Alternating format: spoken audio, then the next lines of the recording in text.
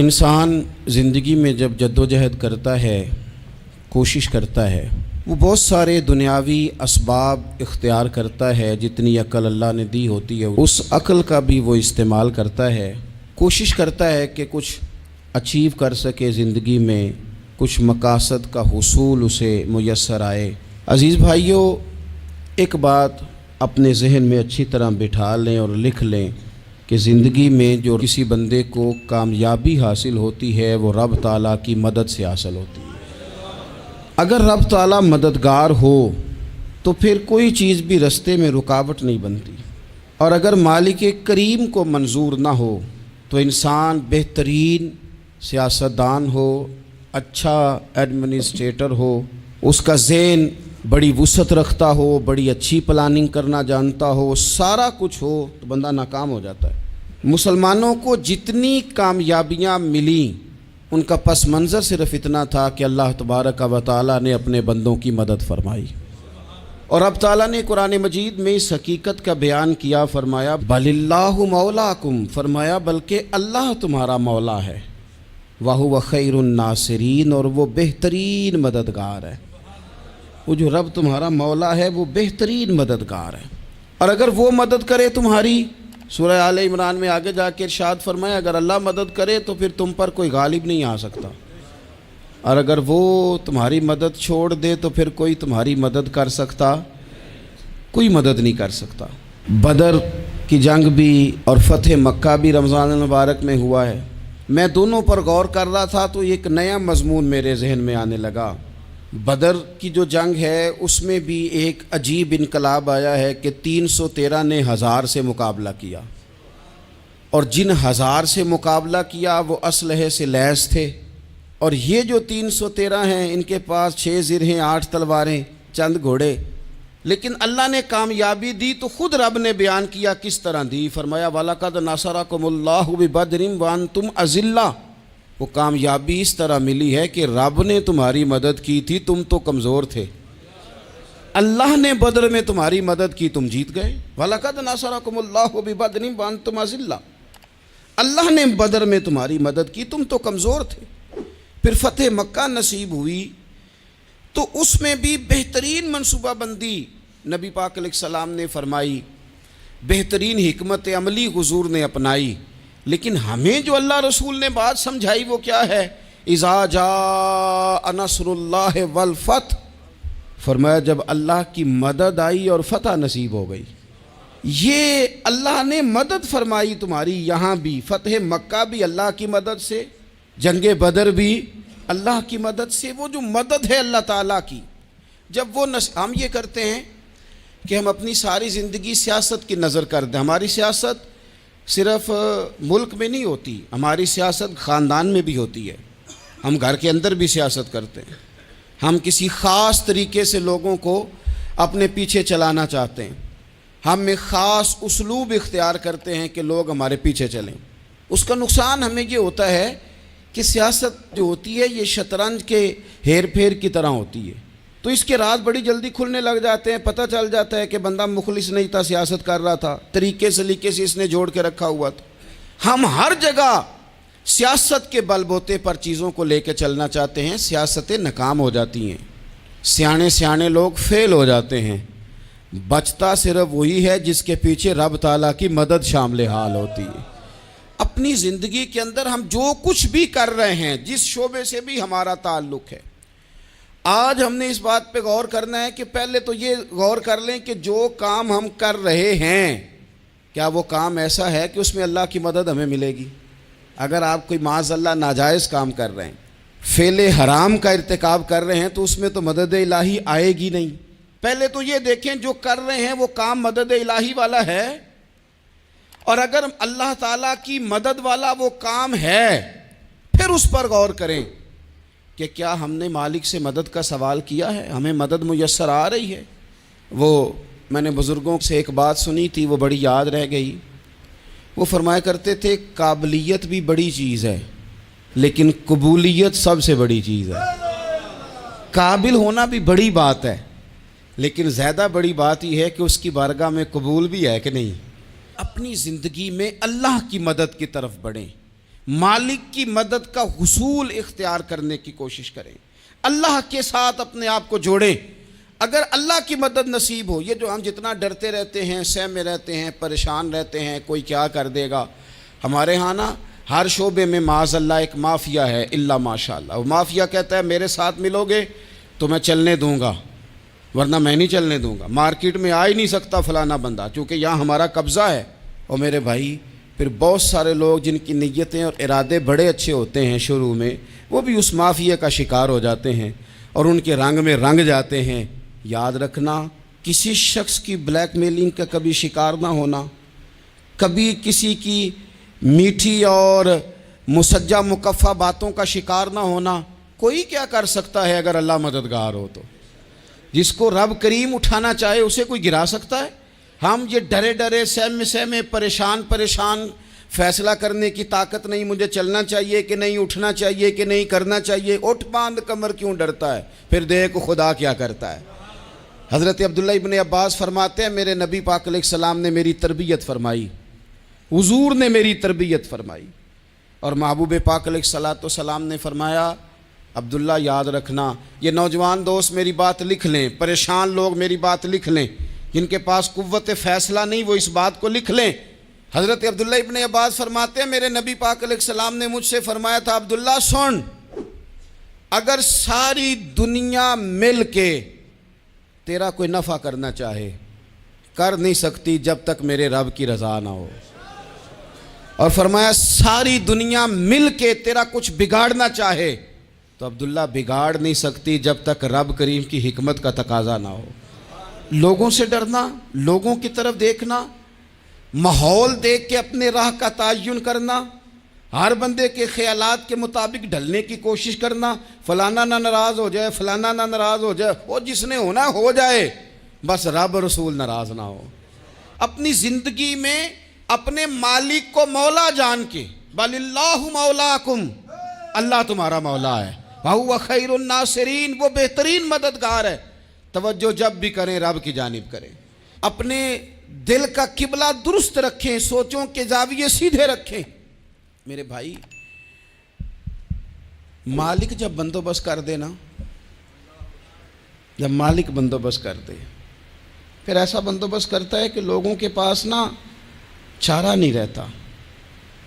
حضرت مریم رضی اللہ تعالی عنہا پاک باز تھیں، مسجد میں رہی تھیں، پر مالک کی حکمت کے تقاضے بڑے عجیب ہیں نا۔ پھر جناب مریم کو اللہ تعالیٰ نے بغیر شوہر کے اولاد عطا کر دی۔ یہ بات ہی ایسی تھی، وہ کسی نے کہا تھا کہ مخلوق تو فنکار ہے اس درجہ کے پل بھر میں سنگے در کعبہ سے بھی اصنام تراشے، تم کون ہو کیا چیز ہے داغ کبابی، لوگوں نے تو مریم پہ بھی الزام تراشے۔ تو لوگوں نے کہا کدھر سے لے آئی بچہ، تیرا باپ تو ایسا نہیں تھا، کہاں سے لے آئی؟ اللہ کرے میں آپ کو سمجھا سکوں، ذرا اپنے آپ کو وہاں کھڑا کریں کہ ایک پاک باز عورت، پاک باپ کی بیٹی، طیب ماں کی بیٹی، اور اللہ کے گھر میں پرورش پانے والی خاتون، ایک وہ وقت اور ایک یہ وقت کہ اس عورت کو کٹہرے میں کھڑا کر کے پوچھا جا رہا ہے کہ معاذ اللہ تیری گود میں بچہ جائز نہیں ہے، کہاں سے لائی ہے؟ اب خود سے صفائیاں بندہ کتنی کو دے، کتنی کو وضاحتیں کرے۔ اور میں نے تو اپنی زندگی میں دیکھا ہے زیادہ وضاحت دینے والے کو بھی لوگ جھوٹا سمجھنے لگ جاتے ہیں، زیادہ وضاحت دینے پر بھی لوگ کمزوری کا اظہار سمجھتے ہیں کہ کمزور پڑ گیا۔ آپ صلح کی کوشش کرتے ہیں، سامنے والا بزدل سمجھ لیتا ہے، زیادہ وضاحتیں بھی کمزور کر دیتی ہیں۔ اب حضرت مریم کو کٹہرے میں کھڑا کر کے کہا بچہ کس کا ہے؟ تو پھر خدا بندوبست جب کرے، اللہ جب مددگار ہو، تو پھر حضرت مریم کی گواہی درختوں سے نہیں دلوائی، اس نے پتوں سے نہیں دلوائی، پھر فرشتے نہیں بھیجے۔ حضرت مریم کہنے لگی مجھ سے نہ پوچھو، وہ جو پنگوڑے میں ہے اسی سے پوچھ لو، ان سے پوچھو نا، وہ کون ہے پوچھ لو، ان سے کر لو سوال۔ انہوں نے کہا پنگوڑے میں چند دنوں کا بچہ یہ جواب دے گا؟ مددگار تھا رب، ان کی برات کا اعلان کرنا تھا مالک نے، اور جب مالک اعلان کر دے، جب مالک تیری صفائی دینا چاہے، جب مالک تجھے دنیا کے سامنے نکھارنا چاہے، تو पंगूड़े में लेटे हजरत ईसा बोल के कहने लगे इन्नी अब्दुल्ला आतानी अल किताबा, फरमाया मैं अल्लाह का बंदा हूँ, रब ने मुझे किताब अता करके नबी बना के दुनिया में भेजा है। मैं अल्लाह का बंदा हूँ, किताब लेके आया हूँ, नबी बन के आया हूँ। फिर पंगूड़े से ऐलान हो गया, फिर बच्चा बोल पड़ा। और ये एक दफ़ा नहीं बात हुई, ये बनी इसराइल में एक जुरैज नाम के शख्स भी थे जो नमाज पढ़ रहे थे। बाज़ ने लिखा है नफल नमाज थी, अम्मा ने पुकारा तो आए नहीं, तो माँ के मुंह से निकल गया तू इतनी देर तक मरेगा नहीं जब तक किसी बेहया औरत का मुंह ना देख ले। तो वो इबादत गुजार थे, लेकिन लोगों ने उनकी इबादत रियाजत परहेजगारी को नहीं देखा, बस एक औरत को भेज के इल्ज़ाम लगवा दिया। वो औरत आया जाया करती थी, अब आ जाती हैं औरतें, मसला पूछने की नीयत से भी आ जाती हैं। माहौल में कुछ जगह ऐसी भी हैं जहाँ औरतें दम कराने के बहाने आ जाती हैं। वो खातून आती जाती थी उस खानका पे, आस्ताने पे, ये बुखारी में मौजूद है, पर उसने कहा मेरी गोद में जो बच्चा है ये इन्हीं का है। मुझे बताएं कैसे बंदा वजाहत दे। हालात ख़राब हो गए, लोग कुटिया जलाने लगे, माहौल और तरह का बन गया। मेरे नबी पाक अलैहिस्सलाम फरमाते हैं फिर उस रब के बंदे ने कहा मालिक तू करीम है, तेरी मशीयत का तकाजा आया जो मेरी माँ ने जुमले बोले थे, पर अब मैं वजाहत देने के काबिल नहीं रहा, अब तू ही करम करेगा तो दरवाज़ा खुलेगा। तो वो चंद दिनों का बच्चा पंगूड़े में बोल के कहने लगा मैं इस दरवेश का नहीं, मैं तो फलाने चरवाहे का बच्चा हूँ, वो जो बकरियाँ चराता है। रब की मदद को पुकारें, अपने साथ अपने मालिक की मदद को शामिल करें, थोड़े रिस्क पर भी गुजारा अच्छा होने लग जाएगा। सारे लोग आपको गिराने की तदबीरें कर रहे होंगे और मालिक आपको इज्जतें अता फरमा देगा, उसकी बारगाह से हिकमत का तकाजा और हो जाएगा। हमने सारी ज़िंदगी लोगों को राज़ी करने में गुजार दी, सारी ज़िंदगी बुढ़ापा आ गया बच्चों को पालते, और बच्चों ने आखिरी उम्र में कह दिया अब्बा अगर कोई ढब का काम कर लेते तो आज हमारे दिन भी फिर न जाते। सारी ज़िंदगी गुजार दी बहन भाइयों को राज़ी करने में, सारी ज़िंदगी गुजार दी जिम्मेदारियां उठाने में। उनको 99 दफ़ा दिया, एक दफ़ा नहीं दिया तो उन्होंने कह दिया तूने तो कभी दिया ही नहीं, तू था ही नहीं। सारी ज़िंदगी मोहल्लेदारों इलाके वालों को राज़ी करने में गुजार दी। और मैंने ऐसे लोग भी देखे दीन के लिए वक्त गुजारा, लेकिन जब बुढ़ापे में दांत काम ना करते थे तो वक्त के मुफ्तियों को भी मस्जिदों की कमेटियों ने कह दिया अब आपकी समझ नहीं आती, हमने ख़तीब को यौर रखना है, न देखो दुनिया की तरफ, दुनिया रुला देती है, न राज़ी करो बंदों को, बंदे थका देते हैं, न पीछे भागो हर वक्त दुनियादारों के, ये इंसान को कमज़ोर कर देते हैं। वो तो करीम ही बड़ा है, 2 आंसू ज़मीन पर बाद में गिरते हैं, बंदे के गुनाह सारे पहले माफ़ फरमा देता है। अल्लाह की मदद का हुसूल, अपने मालिक की मदद की तरफ बढ़ना, आपको बदर की जंग भी यही दरस देगी, आपको ओहद का मैदान भी यही सबक देगा, फतेह मक्का भी यही सबक देगा। मेरे दोस्तों जब रब मदद फरमाए, जब अल्लाह मददगार बने। दोस्तों से एक बात अक्सर करता हूँ, मैं कहता हूँ कि जितने दर्द से आप अमीर को अपनी कहानी सुनाते हैं ना, और जिस तरह आपके आंसू बात करने से पहले गिर जाते हैं कि गरीब हैं, बच्चियां हैं, कारोबार नहीं, ओ मेरे संगियों, इससे आधे आंसू अपने रब की बारगाह में बखेरो, उसके हुजूर अर्ज गुजार हो जाओ, उससे तलब करो। एक वक्त इंसान पर ज़िंदगी में ऐसा आता है कि उसे यूँ महसूस होता है कि मेरा साया भी ज़रा सा पीछे हट गया है, उसे यूँ लगता है कि मैं किसी सहारे पे हाथ डालता हूँ तो वो भाग जाता है मुझसे। लेकिन मालिक की बारगाह ऐसी अजीम बारगाह है, रब रसूल के आस्ताने इतने बड़े हैं कि आप जब वहाँ कशकोले तलब दराज करते हैं तो झोली फैलाने में देर लगती है, उनको भरने में तो कोई देर नहीं लगती। हमने अपना सोच का किबला ही दुनिया को बना लिया है।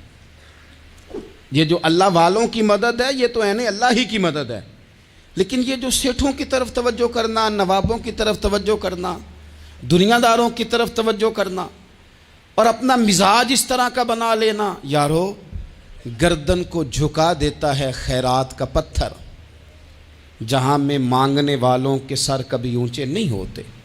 اور اقبال کہتے ہیں غیرت ہے بڑی چیز جہان تگ و دو میں، پہناتی ہے یہ فقر کو تاج سردارا۔ میں عرض کروں گا کہ اپنی آپ جب توجہ کا قبلہ اللہ رسول کو بنائیں گے تو رب فرماتے ہیں وَيَرْزُقْهُ مِنْ حَيْثُ لَا يَحْتَسِبُ، میں نہ تجھے وہاں سے رزق دوں گا جہاں سے کبھی تیرا گمان بھی نہیں کیا ہوگا، یہاں سے بھی مل سکتا ہے، تو نے سوچا بھی نہیں ہوگا۔ بخاری شریف میں حدیث ہے، حضرت جابر ابن عبداللہ فرماتے ہیں نبی پاک صلی اللہ علیہ وسلم نے 300 لوگوں کا ایک لشکر روانہ کیا کسی مہم کے لیے، کسی جہاد کے لیے۔ حضرت ابو عبیدہ بن جراح رضی اللہ تعالیٰ عنہ امیر لشکر تھے۔ فرماتے ہیں غربت اتنی زیادہ تھی، بھوک اتنی زیادہ تھی کہ ایک ایک کھجور دن میں ایک وقت کھانے کو ملتی تھی، اور کچھ دن ایسے آئے کہ اب کھجور بھی نہیں مل رہی۔ فرماتے ہیں اتنی زیادہ بھوک لگی مجاہدین کو 300 بندہ پتے کھا کے گزارا ہونے لگ گیا۔ یہ بخاری میں موجود ہے۔ آپ فرماتے ہیں کہ دریا کے کنارے ہمارا پڑاؤ تھا، ٹھہراؤ تھا، جب بھوک سے نڈھال ہو گئے نا، وَيَرْزُقْهُ مِنْ حَيْثُ لَا يَحْتَسِبُ، اللہ وہاں سے روزی دیتا ہے، گمان بھی نہیں ہوتا۔ فرماتے ہیں ایک مچھلی اللہ تعالیٰ نے دریا کے کنارے بھیجی، فرماتے ہیں وہ تھی تو مچھلی پر پہاڑ جتنی تھی۔ بخاری میں لفظ ہیں، حضرت جابر ابن عبداللہ رضی اللہ تعالیٰ عنہ فرماتے ہیں 300 آدمی 18 دن تک اس مچھلی کو کھاتے رہے، مچھلی ختم ہی نہیں ہوئی۔ مچھلیاں نہیں، مچھلی کہتے ہیں 18 دن 300 بندہ کھاتا رہا، مچھلی ختم ہی نہیں ہوئی۔ اور فرماتے ہیں کہ اس کی ہڈی نکال کے، کانٹا کہیں گے آپ اپنی زبان میں، کہتے ہیں وہ نکال کے نا تو اس کو کھڑا کیا نا جب، تو اونٹ کجاوے سمیت اس کے بیچ سے گزر جاتا تھا، 2 اس کے کانٹے جوڑے۔ فرماتے ہیں وہ اس کا گوشت ہم کھاتے تھے اور اس کی چربی بطور تیل کے ہم جسموں پہ ملتے تھے، بیماروں کو اس سے سکون آتا تھا، تندرستی شفا ہوتی تھی۔ فرماتے ہیں ہم کھایا بھی ہم نے، اور کچھ لے کے ہم مدینے بھی گئے، اور قربان جائیں نبی پاک نے بھی اس میں سے کھایا۔ ہم نے عرض کی حضور یہ معمہ کیا ہے، یہ ماجرا کیا ہے؟ تو محبوب نے فرمایا تمہارے پاس غذا نہیں تھی، رب نے تمہارے لیے بندوبست کیا ہے، اللہ نے تمہیں دیا ہے۔ مکان شروع کر لیا، ایک صاحب نے وہ مکان بنانے لگے، آپ وہ حساب لگا رہے ہیں، کہتے ہیں میرے پاس اتنے پیسے ہیں، اتنے میں نے فلانے دوست سے کہنا ہے اس نے دے دینے، اتنے فلانے رشتہ دار سے کہنا ہے اس نے دے دینے، اتنے فلانے سے کہنا ہے اس نے دے دینے۔ یہ ساری کاپی بنا کے مکان شروع کر لیا۔ جو روز کہتا تھا نا کوئی حکم ہو جاتے 10 سب سے پہلے اس کو کہا میاں پیسے چاہیے دین، وہ کہندا ہو کل ہی منڈا ٹوریا ہے، کدے تو پرسوں 10 داتے لب جانے سن۔ میں آپ کو اپنے تجربے کی بات بتا رہا ہوں۔ جن لوگوں کا خیال ہوتا ہے نا کہ آپ سٹارٹ کریں فلانا کام، ہم آپ کے ساتھ ہیں، اللہ کا ہی کوئی نظام ہے، وہ بالکل بھی نہیں ساتھ ہوتے۔ لیکن ایسا نہیں ہے کہ کوئی ساتھ نہیں ہوتا، اللہ تعالیٰ بڑے اسباب پیدا کرتا ہے، وہاں سے دیتا ہے جہاں سے گمان بھی۔ ہمارا یہ ذہن بن جاتا ہے ہم ساری اپنے حساب سے چلتے ہیں، اتنے رشتہ داروں سے اتنے، کون آپ کے ساتھ چلے گا؟ سوال ہی نہیں پیدا ہوتا۔ یہ سارے کام چھوڑ کے سب سے پہلے 2 رکعتیں پڑھو، اپنے رب کی بارگاہ میں، رسول کائنات کی بارگاہ میں گزارشات اور استغاثے پیش کرو، وہاں سے خیر طلب کرو۔ دنیا دار کیا دیں گے، کیا دے سکتے ہیں، کیا حیثیت ہوتی ہے کسی؟ اللہ کہتا ہے وہاں سے دوں گا۔ تو جو اللہ مال دے وہ لینا چاہیے کہ رشتہ داروں کا مال دیکھنا چاہیے؟ جو اللہ دے وہ لینا چاہیے کہ سیٹھوں نوابوں کی جیبیں دیکھنی چاہیے؟ جو اللہ دے وہ قبول کرنا چاہیے یا دیکھنا چاہیے کون سا آدمی کہاں پہنچ گیا؟ چھوڑو، اپنی مٹی پہ چلنے کا سلیقہ سیکھو۔ کسی کے سنگ مرمر پہ چلو گے تو پھسل جاؤ گے، پھسل جاؤ۔ اس پر ایک اور بات عرض کر دوں، صحیح بخاری سے، مسلم سے ایک اور بات۔ کچھ چیزیں ایسی ہیں جن سے اللہ کی مدد آتی ہے، مدد ملتی ہے۔ ایک چیز ان میں سے ایسی ہے جس سے بہت مدد نازل ہوتی، وہ ہے کہ جب رب آپ کو دے نا تو پھر آپ بھی اس کے رستے میں دیں، پھر مدد آتی ہے، پھر اور آتا ہے۔ بخاری مسلم میں حدیث ہے، یہ زیادہ ہی توجہ طلب امر ہے، اس پر آپ غور کریں گے۔ حضرت ابو ہریرہ فرماتے ہیں کہ نبی پاک علیہ السلام نے فرمایا ایک شخص نے بادلوں کے اندر سے آواز سنی کہ فلاں آدمی کا کھیت اور باغ خشک ہو گیا ہے، وہاں برسو اور اس کے کھیت کو سیراب کرو۔ وہ بڑا حیران ہوا کہ بادل سے آواز آ رہی۔ پھر اس نے دیکھا کہ ایک پہاڑی پر بارش ہوئی، وہ بادل وہاں برسا، پھر نالیوں سے ہوتا ہوا پانی ایک طرف چلا تو جس نے آواز سنی تھی حضور بیان کر رہے ہیں، وہ بھی پیچھے پیچھے چلا کہ پانی کدھر جا رہا ہے۔ اس نے جا کے دیکھا کہ ایک مقام پہ ایک باغ کو وہ پانی لگ رہا ہے اور ایک آدمی وہ پانی لگا رہا ہے۔ اس نے اس سے پوچھا تیرا نام کیا ہے؟ اس نے کہا کیوں؟ کہنے لگا بتا نا۔ اس نے نام بتایا تو کہنے لگا یہی تو وہ نام ہے جو میں نے بادلوں کے اندر سے سنا ہے کہ فلاں کے کھیت کو پانی دے دو۔ اس نے کہا یار تو کیا عمل کرتا ہے کہ اسپیشل تیرے لیے بارش برسے؟ یہ بخاری پڑھ رہا ہوں، سیاستہ سے حدیث عرض کر رہا ہوں۔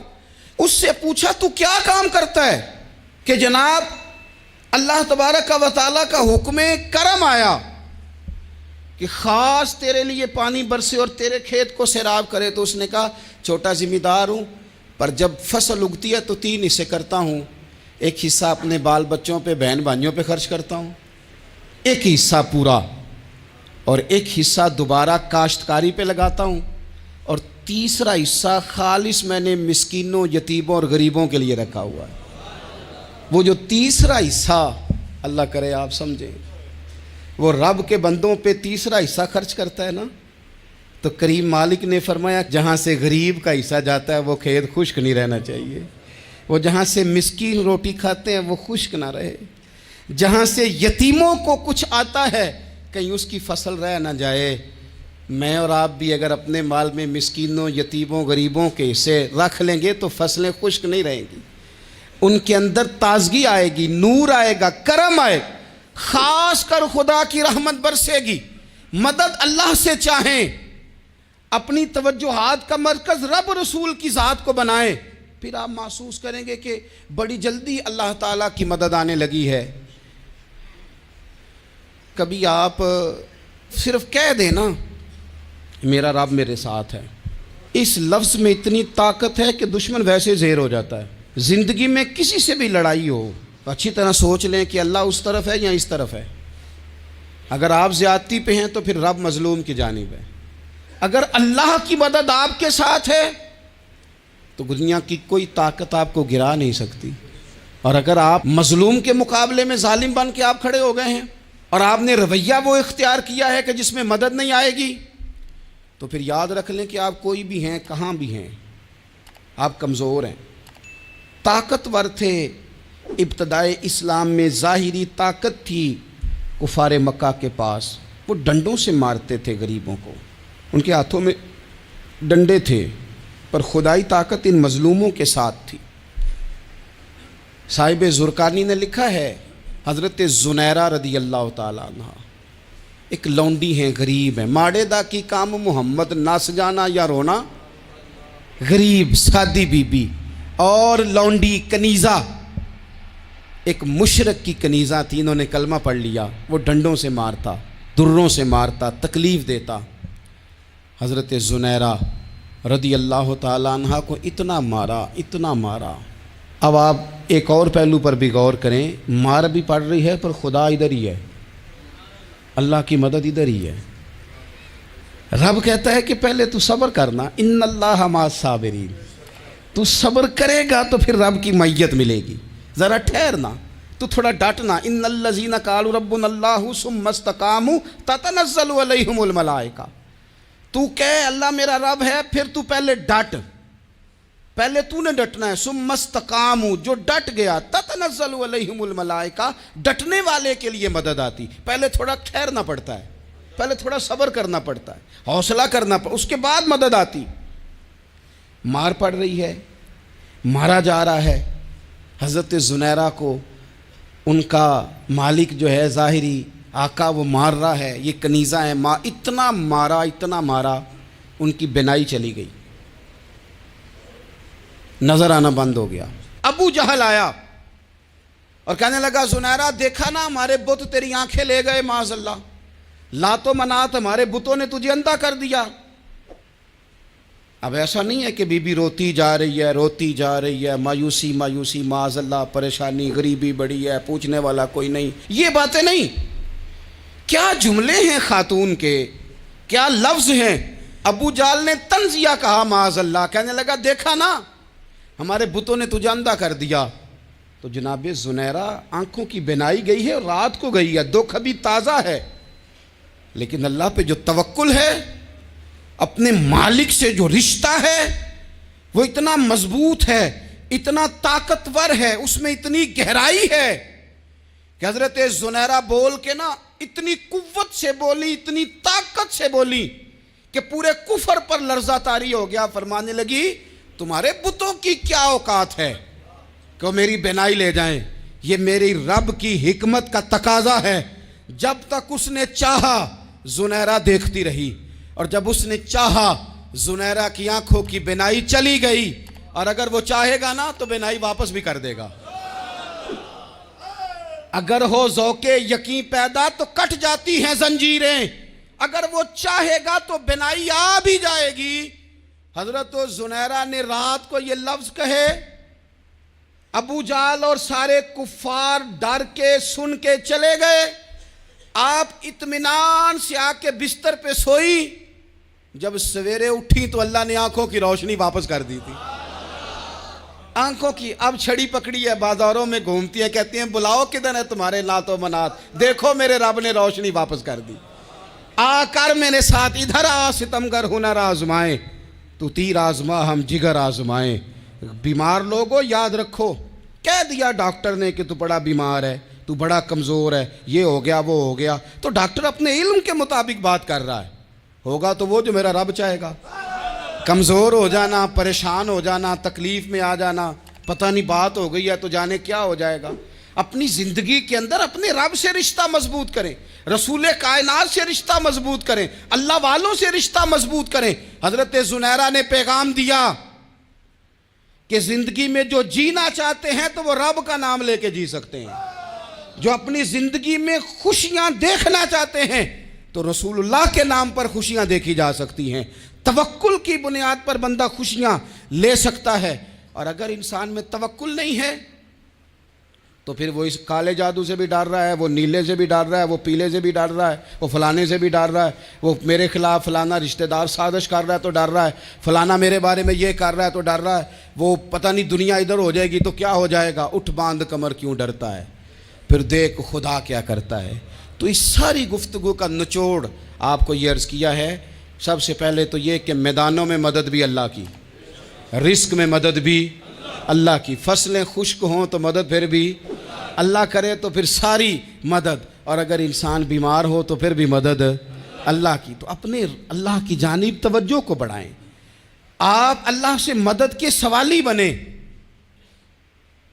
ترمذی کی ایک حدیث ہے، میں آپ کو زندگی کا تجربہ بتاتا ہوں کہ جب میں بڑا پریشان ہوتا ہوں تو یہ والی روایت کھول لیتا ہوں، مزہ دیتی ہے۔